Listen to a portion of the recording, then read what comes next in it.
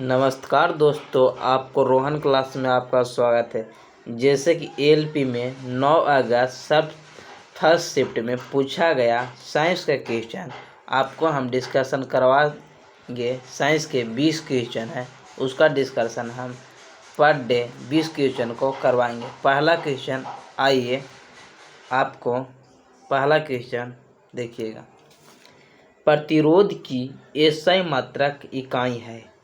प्रतिरोध की एसआई मात्रक ओम है। सबसे सिंपल क्वेश्चन ओम है। और आपको बता दें न्यूटन किसका होता है?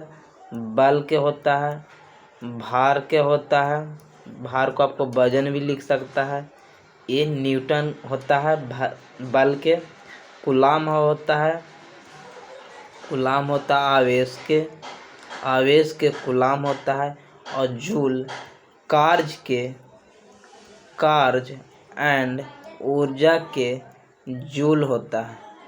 प्रतिरोध के ओम हो जाएगा। और आर बराबर रो एल बाई ए होता है। आपको से पूछेगा कि आर यानी प्रतिरोध किसको पर निर्भर करता है, जिसका संकेत ओम ऐसे होता है। तो बोलिएगा प्रतिरोधकता पर, लंबाई पर और क्षेत्रफल पर यानी त्रिज्या पर भी निर्भर करता है। और तापमान पर भी प्रतिरोध निर्भर करता है। चलिएगा नेक्स्ट क्वेश्चन देखिएगा। नेक्स्ट क्वेश्चन है, रेनबियर के नोड्स सूक्ष्म रिक्त स्थान होते हैं जो पाए जाते हैं। रेनबियर तंत्रिका कोशिका में होती है। तंत्रिका कोशिका में होता है। उसको में तंत्रिका कोशिका तो ऐसे होता है, इसको आप देखिएगा ऐसे रहेगा तंत्रिका कोशिका। एक्सॉन हो गया ऐसा। तो रेनबियर जो किनारा वाला होता है, किनारा वाला उसको रेनबियर कहते हैं। इसको में जो रिक्त स्थान पाया जाता है उसको मेलिनीकृत एक्सॉन कहते हैं। मेलिनीकृत एक्सॉन कहते हैं। ऑस्टियोब्लास्ट हड्डी से संबंधित होता है। चलिएगा नेक्स्ट क्वेश्चन, और दो खास ना है। चलिएगा तीसरा क्वेश्चन, 9 नंबर है क्वेश्चन। ठीक है, इनमें से कौन सा एक सेंट्रोट्रॉप है? सेंट्रोट्रॉप मतलब मृत पोषी है। मतलब मरा हुआ जीव जंतु से अपना भोजन ग्रहण करता है। वो है कुकुरमुत्था, जिसको मशरूम कहते हैं। और मशरूम में प्रोटीन सबसे ज़्यादा पाया जाता है, लगभग 80% सबसे ज़्यादा पाया जाता है। मशरूम 80% पाया जाता है। और सेवाले थैलोफाइटा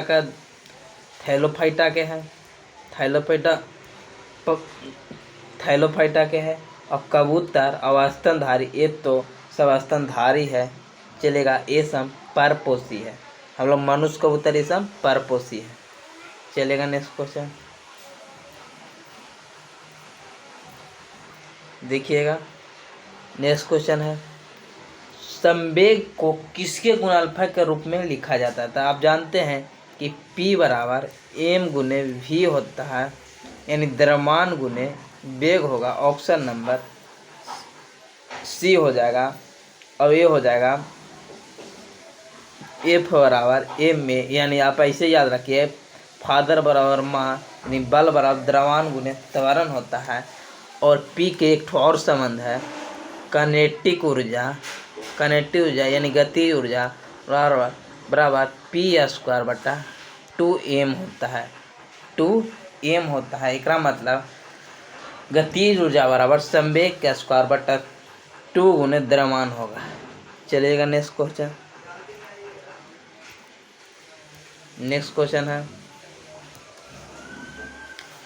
एक उत्तल दर्पण, बड़ा कर देते हैं। एक उत्तल दर्पण जिसकी फोकस लंबाई fy में है, तो एक द्रव म्यू बराबर 4/3 में डुबाया जाता है। तो द्रव में दर्पण की लंबाई क्या होगी? देखिएगा, कोई भी द्रव में यानी पदार्थ में डुबाया जाए दर्पण को, वो उसका फोकस दूरी नहीं निर्भर करता है किसी पदार्थ के अल्पतमांक पर, फोकस दूरी नहीं निर्भर करता है। यानी ऑप्शन नंबर ए हो जाएगा। उत्तल का है चाहे अवतल का है चाहे समतल का है, कोई में डुबाएगा उसको फोकस निर्भर नहीं करेगा अल्पतमांक पर। चलिएगा नेक्स्ट क्वेश्चन देखिएगा। बोल रहा सर्च लाइट का प्रवर्तक कौन सा है? तो सर्च लाइट का प्रवर्तक कौन है? सर्च लाइट आपको इसको हिंदी हो जाएगा खोजबत्ती। अभी वर्तमान में इसको खोजबत्ती लिख के पूछा था, खोजबत्ती पूछा था। यानी सर्च लाइट जिसको में अवतल दर्पण प्रयोग करते हैं। अवतल दर्पण में कान चेक में, नाक चेक में, गला चेक में ये सब में इसका उपयोग करते हैं। और इसका हेडलाइट में प्रयोग करते हैं, हेडलाइट में भी प्रयोग करते हैं, हेडलाइट में प्रयोग करते हैं, हेडलाइट में भी आपको प्रयोग करते हैं इसको। और इसको में उत्तल दर्पण में उत्तल में साइड मिरर में और रोड लैंप में दो गो के जगह के बाद फिर सब में अवतल का प्रयोग करते हैं। और उत्तल दर्पण में हमेशा आभासी और वस्तु से छोटा और सीधा बनता है। इसको में आभासी, बड़ा, छोटा सब बनता है अवतल दर्पण में। चलेगा नेक्स्ट क्वेश्चन। अरे ग्रुप डी में बहुत बार पूछा गया, खाली दर्पण से अधिकतर बार। देखिएगा 21 नंबर क्वेश्चन। अलैंगिक प्रजनन लैंगिक प्रजनन से भिन्न है। अलैंगिक प्रजनन जो छोटे यानी अलैंगिक प्रजनन उसको में होता है जिसको में अनुवांशिक गुण नहीं होता है, और इसको में नए जीव अपने जनक माता पिता के समान होते हैं। एकरा मतलब जैसे आम हो गया, इसको में कायिक प्रबंधन करते हैं। और मानव में लैंगिक प्रजनन होता है, जंतु में लैंगिक प्रजनन होता है। लेकिन वैसा जनन जिसको में बीज की आवश्यकता नहीं हो, वो अलैंगिक प्रजनन होगा। जैसे आम हो गया, आम आप उसको काट के कायिक प्रबंधन कर सकते हैं। बेल हो गया, केला हो गया, ये सब आप इसको काट के लगा सकते हैं। अलैंगिक प्रजनन मतलब अपने नए जीव अपने माता पिता के ही समान हो गए। मालदा आम के पेड़ में मालदा आम ही फरेगा। चलिएगा नेक्स्ट क्वेश्चन देखिएगा। नेक्स्ट क्वेश्चन एक परमाणु में न्यूट्रॉनों की संख्या किसके बराबर होती है? तो न्यूट्रॉन की संख्या n बराबर, देखिएगा इसको मैं आपको गड़बड़ा होंगे। परमाणु संख्या को हम z से सूचित करते हैं, और परमाणु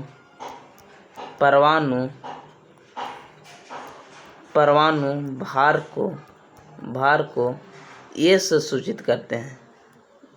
परमाणु भार को a से सूचित करते हैं, और प्रोटॉन को p से, और न्यूट्रॉन को n से, और इलेक्ट्रॉन को e से। ये हम तो जानते होंगे। तो परमाणु न्यूट्रॉन बराबर होता है जिसको में परमाणु द्रव्यमान यानी a माइनस z, मतलब परमाणु द्रव्यमान में से प्रोटॉन की संख्या घटा देंगे तो न्यूट्रॉन हो जाएगा। या आप परमाणु द्रव्यमान से यानी ए से आप p भी घटा सकते हैं, क्योंकि p बराबर भी z होता है और e भी होता है। e पर विश्वास नहीं है क्योंकि इलेक्ट्रॉन को त्यागता तो घटता बढ़ता है, लेकिन प्रोटॉन और परमाणु संख्या हमेशा बराबर होगा किसी पर भी। यानी इसको अब ऑप्शन कौन हो जाएगा? ऑप्शन नंबर सी हो जाएगा। द्रव्यमान संख्या यानी द्रव्यमान संख्या को जिसे ए से, परमाणु संख्या के जेड से उल्टा होता है। जैसे पहले परमाणु संख्या आता है लेकिन ए होना चाहिए, अगर उल्टा आप इसको याद कीजिएगा। परमाणु संख्या जेड से और परमाणु द्रव्यमान ए से हो जाएगा। चलिएगा नेक्स्ट क्वेश्चन। ये देखिएगा बहुत अच्छा क्वेश्चन है, इसको से भर भर के क्वेश्चन दूर अवरी ग्रुप डी में पूछा है। देखिएगा इसको से एडवांस लेवल था। ऑप्टिक्स वर्गीकरण में न्यूलैंड द्वारा अष्टक नियम अंतिम कहाँ तक था? तो न्यूलैंड के समय कितने तत्व थे? न्यूलैंड के समय 56 तत्व थे और मेंडलीव के समय 63 गो, और वर्तमान में पूछेगा आपको से तो 118 गो, लेकिन मोसले के समय 114 गो था। 114 गो था। अब इसको बारे में आइए, इसको बारे में हम करते हैं। अब इसको बारे में पूछिएगा तो ये न्यूलैंड के नियम था, इसको में कैल्शियम तक का लागू हुआ था और लास्ट अंतिम था थोरियम तक। और पूछे कहाँ तक लागू हुआ था? तो कैल्शियम तक। कितने तत्व थे? 56 गो। ये कोबाल्ट और निकल को लोहा से दूर रखा था, यानी कोबाल्ट निकल को लोहा से दूर रख दिया था और ये परमाणु भार के अनुसार सजाया था। ये कहा था कि हर 8वां तत्व के गुण अगला से होगा, जैसे तीसरा का 7, यानी 8वां कितना होगा? 11, यानी सोडियम होगा हमेशा बराबर होगा, मैंने 8वां रिपीट होगा। ये न्यूलैंड के नियम था, यानी थोरियम हो जाएगा ऑप्शन नंबर डी। चलिएगा नेक्स्ट क्वेश्चन। ये देखिएगा बहुत हल्का क्वेश्चन। उस धातु का नाम बताइए जिसकी आसानी से चाकू से काटा जा सकता है। आसानी से किसको काट सकते हैं? सोडियम के काट सकते हैं। एकरा मतलब हालिन पहला बार के पूरा को काट सकते हैं। हालिना के रब से फरियाद, मतलब हाइड्रोजन तो अच्छी है, नहीं काट सकते हैं, ये तो गैस है। लिथियम हो गया, सोडियम हो गया, पोटेशियम हो गया, रुबिडियम हो गया, सीजियम हो गया, फ्रांसियम हो गया, मतलब हालिना के रब से फरियाद वर्ग ए को सभी को हम चाकू से काट सकते हैं। जिसे सोडियम हो गया, और ये क्षारीय धातु है। फर्स्ट एक को हम क्षारीय धातु कहते हैं। चलिएगा नेक्स्ट क्वेश्चन देखिएगा, इसको देखिएगा, अच्छा क्वेश्चन है। 4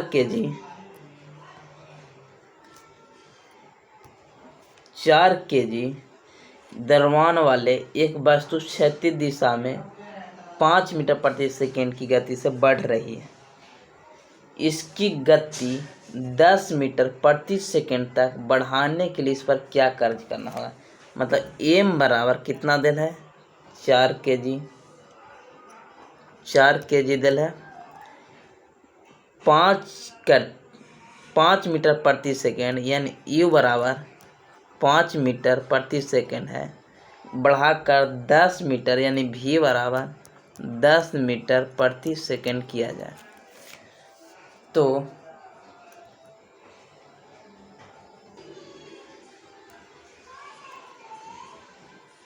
देखिएगा, इसको में अब बताया जा रहा है कि इसको में कार्य कितना होगा। तो 1/2 mv² लगा देंगे।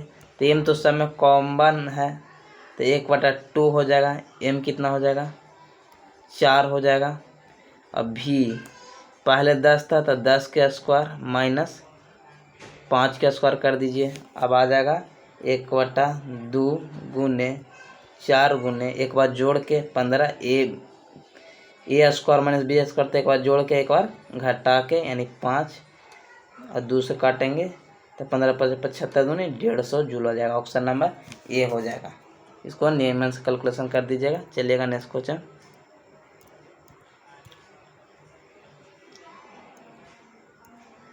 चलिएगा, एक अच्छा क्वेश्चन है, इसको भी अभी इसको से ग्रुप डी में बहुत अच्छा क्वेश्चन पूछा गया था, इसको ध्यान से समझिएगा।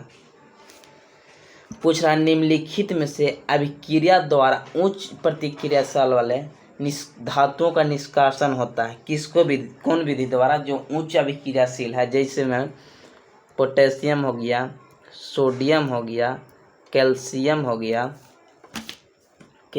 हो गया, मैग्नीशियम हो गया, एल्युमिनियम हो गया, ये सब उच्च अभिक्रियाशील धातु है। तो इसको में कौन विधि द्वारा ये सब के निकाल सकते हैं, यानी धातु का निष्कासन कर सकते हैं। इलेक्ट्रोलाइसिस मतलब विद्युत अपघटन विधि से उच्च अभिक्रियाशील वालों को विद्युत अपघटन द्वारा निष्कासन कर सकते हैं। एक मतलब ऑप्शन नंबर सी हो जाएगा, ऑप्शन नंबर सी। और कार्बन एजेंट द्वारा ये सब के एजी हो गया, एयू हो गया, ये सब के कार्बन एजेंट द्वारा निकाल सकते हैं। अब चयन विधि द्वारा निकाल सकते हैं। चलेगा नेक्स्ट क्वेश्चन। अच्छा क्वेश्चन ये भी है, देखिएगा। ये पौधे जिनमें से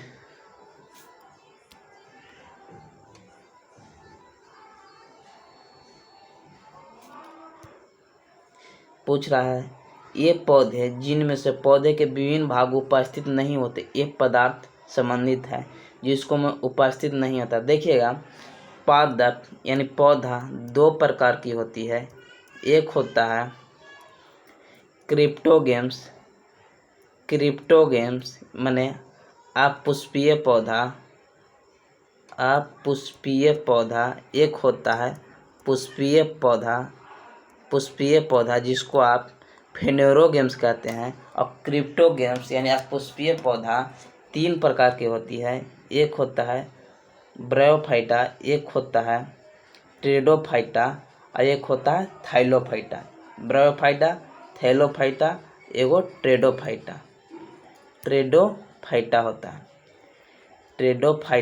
होता है। इसको में तना पत्ती कुछ नहीं होता। ऑप्शन नंबर सी में पूछ रहा है कौन में कुछ नहीं होता है, थैलोफाइटा में। और ब्रायोफाइटा में विभाजित नहीं होता जड़ तना पत्ती, यानी इसको उभयचर कहते हैं। पूछेगा पौधे में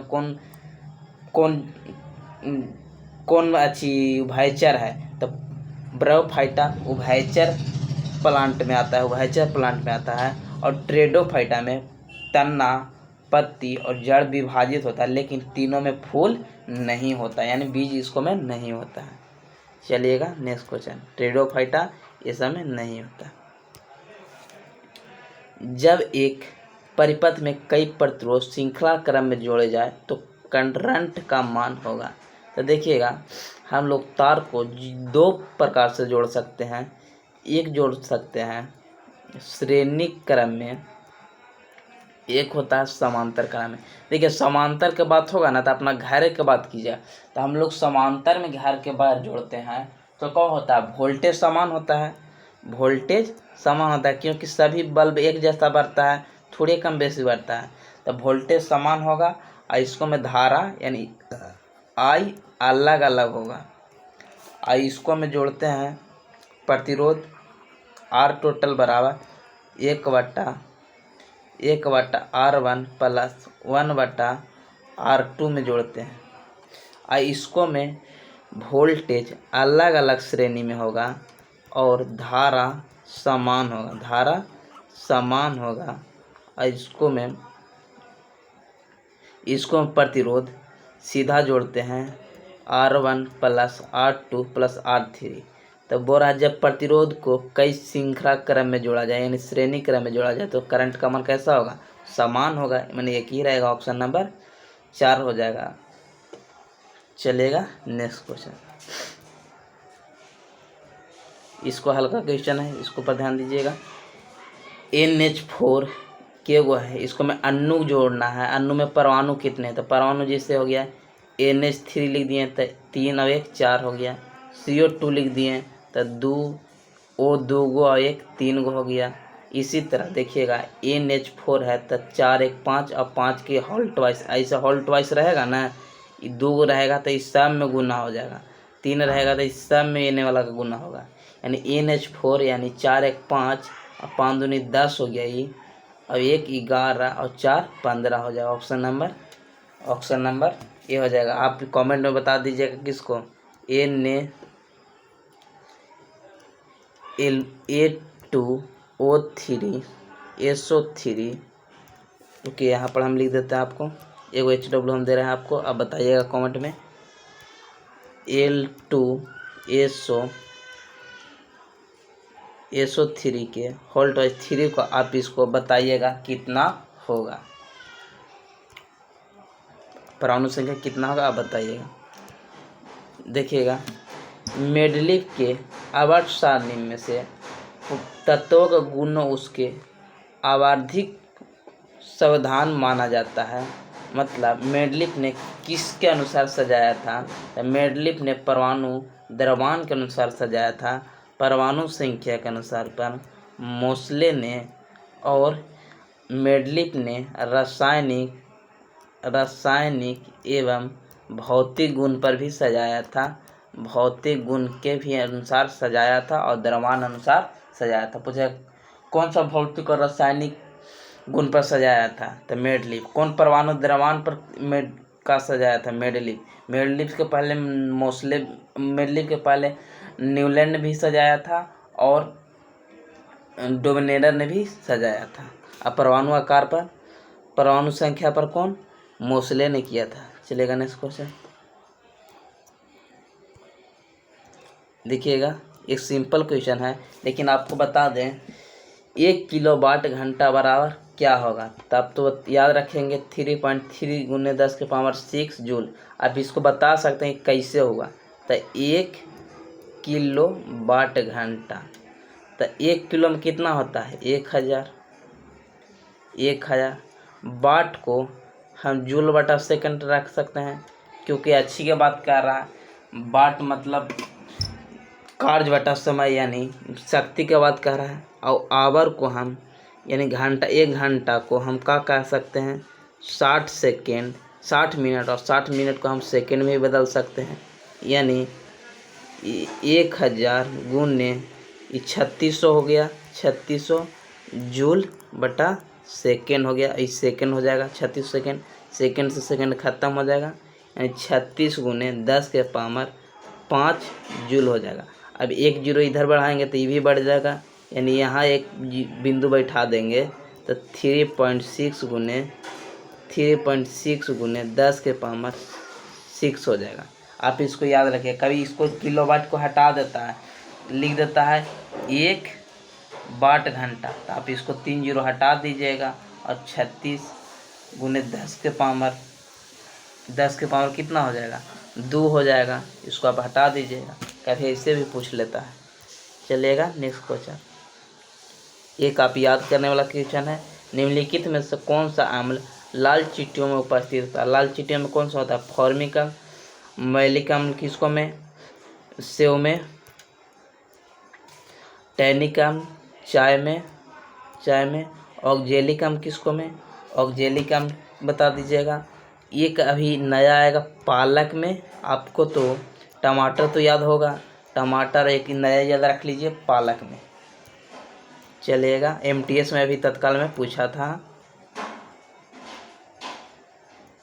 चलिएगा नेक्स्ट क्वेश्चन,